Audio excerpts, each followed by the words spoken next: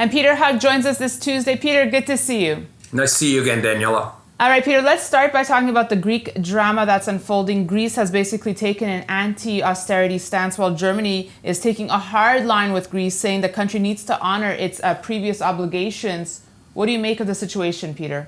Well, I think it's to be expected. I mean, everybody was supposed to play by the rules, and part of the rules were what was the austerity program that Greece agreed to in order to get the assistance from the ECB, and you can't just allow one of the members to say, well, we don't like the rules anymore, we want to change them, and we don't want to comply with the austerity program. We want to renegotiate our debt. I just think it sets a precedent that the Germans are worried about. You have other countries such as Spain, Portugal, that Italy that may follow suit. So, I think the Germans are well-founded in not wanting to set the precedent. Well, many are now saying, could we see Greece leave the European Union? I think it's a possibility. I'm more in the camp that, they're probably going to negotiate some kind of short-term solution, maybe an extension of the current facility for 6 months, and then maybe some more in-depth talks to see what they can do for Greece. Greece is in serious trouble. They've got youth unemployment over 50%. You have the prime minister there whose platform was to renegotiate the debt to reduce the austerity program, and he's in a tight corner right now. So I think the Germans will give them some time. So my guess is that the Greeks will ask for the moon. They won't get it, and there'll be some kind of conciliatory time frame in which the negotiations will continue. Because some experts I've spoken to, Peter, like Dennis Cartman, have said, look, Germany at the end of the day doesn't want Greece to leave because this could cause Spain, Italy, Portugal to follow suit, which in turn would cause the euro to skyrocket, which Germany wants to avoid at all costs. Well, I think Draghi's context of the ECB with the programs that were announced a couple of weeks back are intended to generate a lower euro.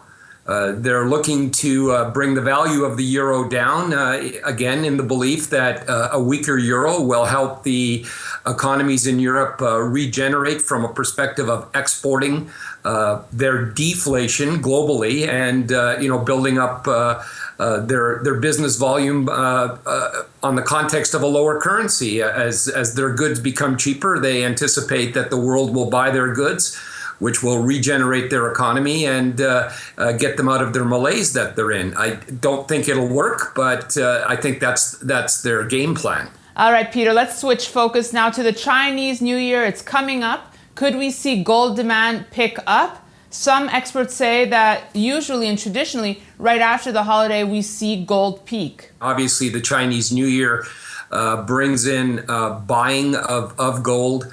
There is generally some gold buying ahead of the new year and through the new year period, as the Chinese are very, very big on giving gifts, and gold is one of the nicer gifts that the Chinese give. So there's some physical pickup in demand for gold as we come into the new year. And obviously, once the new year is over, that demand tapers off, and so you're not getting the same demand out of China. But I don't think the demand for the new year, the gold demand for the new year, is the catalyst that creates the drop after the new year. It may just be coincidence. All right, let's wrap now with your gold range, Peter. We're seeing the metal as we speak under some pressure right now. What are you looking at for gold? Well, when we spoke last week, my 1255 target was absolutely critical to hold, and once that broke down, I think we even suggested that a 1255 breach would almost immediately bring in the high 1220s, which happened a couple of days ago. And we're looking at a situation where there is still considerable flows of funds going into the US dollar, and that is evidenced the bond yields in the States have been dropping, but recently after the unemployment reports from Friday, and it wasn't so much the January number, which I think may be a skewed number, but some of the revisions in past numbers showing that the labor participation was improving in the market. Again, put on the burner the fact that the Fed may go sooner rather than later. I'm again not in that camp, but the market perceived that to be the case.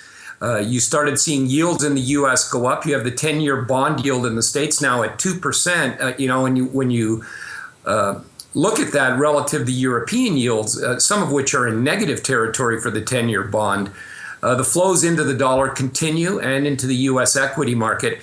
That has taken some of the edge off of gold, as now the dollar and the U.S. equity market have become more the safe haven than gold. All right, thanks so much, Peter. We'll see you next week. Okay, bye-bye. And thanks for watching this edition of For Pete's Sake. We'll see you tomorrow.